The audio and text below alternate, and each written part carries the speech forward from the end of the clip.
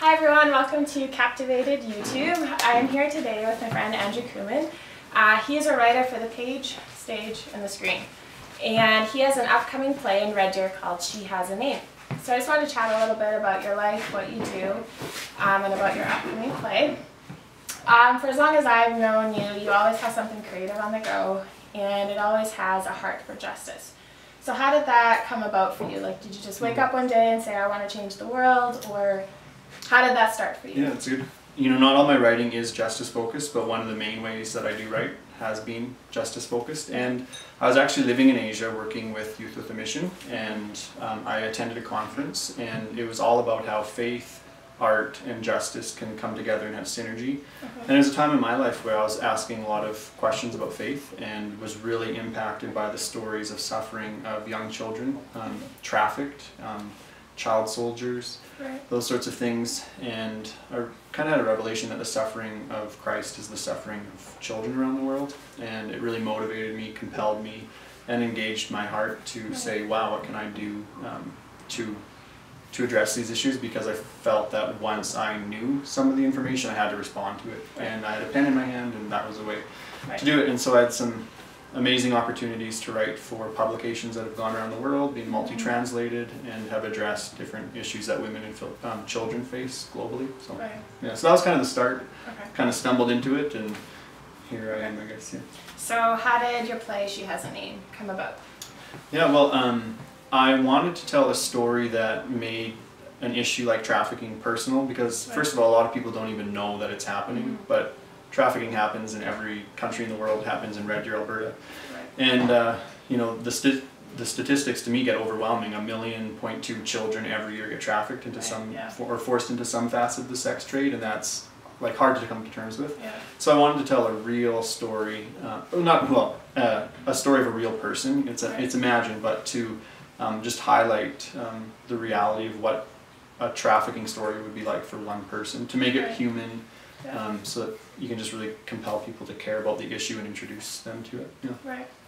So I know you've done a lot of travel. Have you ever had any first-hand experience in seeing some of this kind of violence, really, in any other countries you've been to? Well, I've seen a little bit of it locally, where, you know, there's kind of suspicion of it, but I've seen it especially in Southeast Asia. And so in Thailand, it's really common to see whether the women are trafficked or not, or the men who are working as prostitutes are trafficked or not. There's the sex trade all over the place in Thailand. But I was recently in Malaysia in 2009 working on a publication, and had the opportunity to go into an immigration detention center where these migrants had been arrested, and they were just sitting kind of in squalor conditions waiting to be deported back to Vietnam.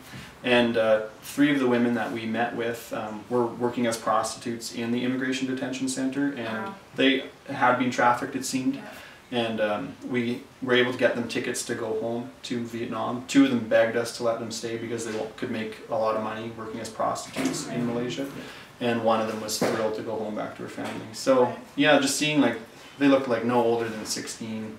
And you have no idea how they got there, why they came to Malaysia, but just, it's pretty heartbreaking to see that really close up.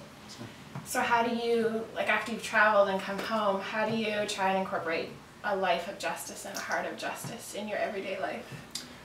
It's, I mean, I don't know if I do that. I hope I do that. And I think it's, I like to encourage people to do what they can do in their own lives with the gifts or the interests that they have to address justice issues. So for me, like, I want to have, you know, I'm working at a career as a writer, and so one thing I do have in my hand is a pen, and so it makes sense for me to tell real and imagined stories about justice issues. So, like, She Has a Name is one way to do that. It's you know, it's an imagined story of one girl forced to work as a prostitute in a Bangkok brothel, and the man who tries to rescue her to build, you know, convince her to testify to build a case against the brothel owner.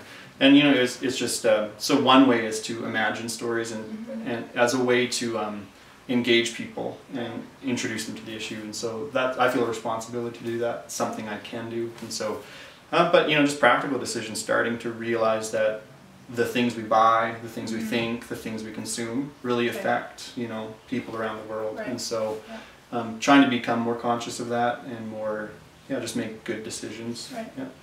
Cool. Well, I'm really excited for your play. I think it's going to be really awesome. So when is it premiering in Red Deer? Yeah, so Come to She Has a Name. It's March 9th to March 12th at the Scott Block Theatre, and the performances are at 8 p.m. and tickets are starting to sell. You can get them at burntticket.com, and yeah, until January 15th there's a ticket sale, but after that you can still get them. They're very affordable, but I hope you can come out March 9th to 12th at the Scott Block Theatre. So. Sounds good. And if you want to find out any more about what Andrew does on his with all the other creative projects you have going on, you can visit andrewkooman.com. So thank you for sharing about your play. We got lots more interviews coming up eventually on Captivated YouTube. I'm very excited about it, and thanks for stopping by.